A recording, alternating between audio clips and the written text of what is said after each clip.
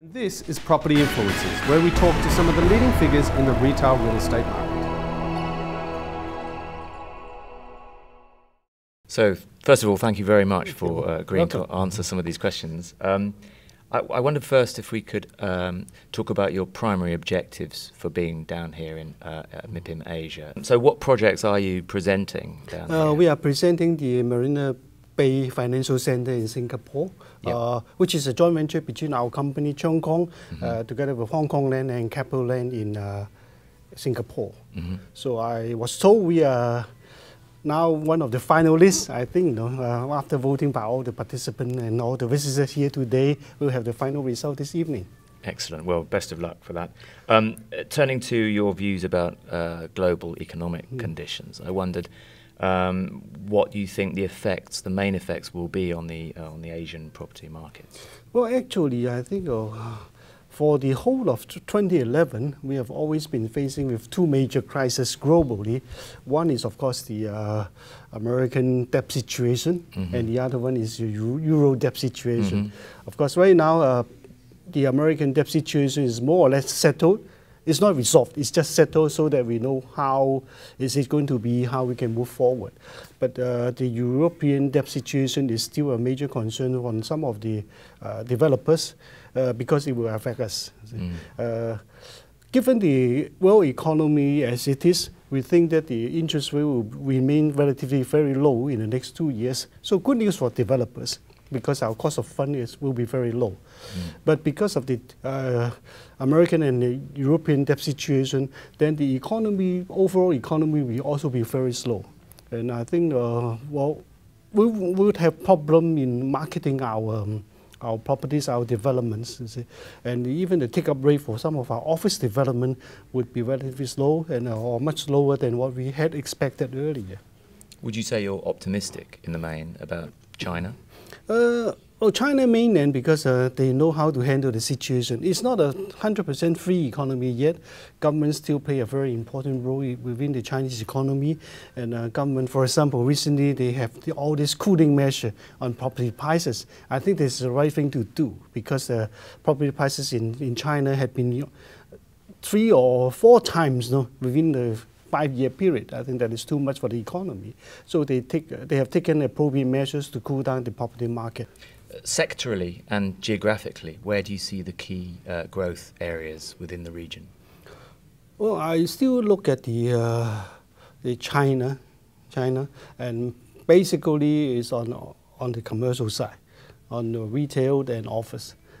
Because the residential prices have gone up by too much in the past 5 years, I think that they are really taking a very rigid and stern measure to cool down the residential prices. But for office and retail, because the Chinese economy is growing fast, so there's a huge demand for office space, especially Grade A office space. I still recall in 2008, before the Beijing Olympics, everybody was worried about, wow, you have so many office buildings in Beijing. What are you going to do with it after Olympics?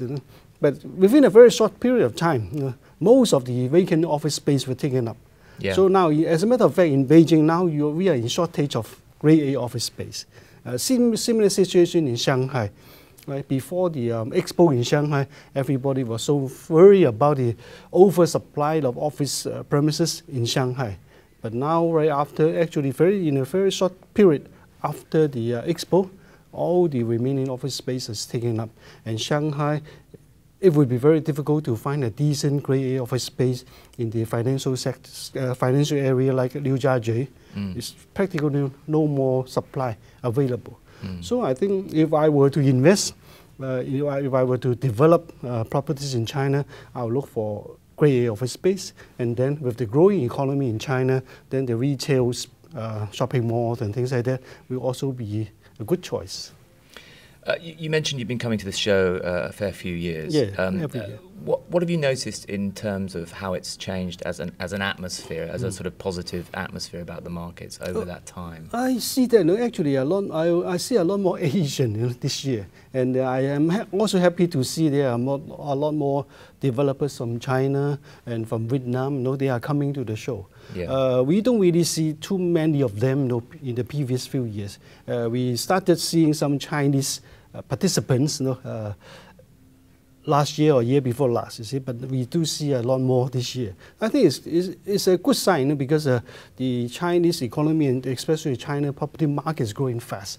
India property market is also growing fast. So we do hope that there will be more participants from these two countries coming to MIPIM Asia next year or year after. One of the themes this year is sustainable development, and I wondered if you had any thoughts about how that's being adopted throughout the region. Do you think it's being grasped? Yeah, actually, we are paying a lot more attention to the sustainability of our development within this region because, on the one hand, it's a real demand for it.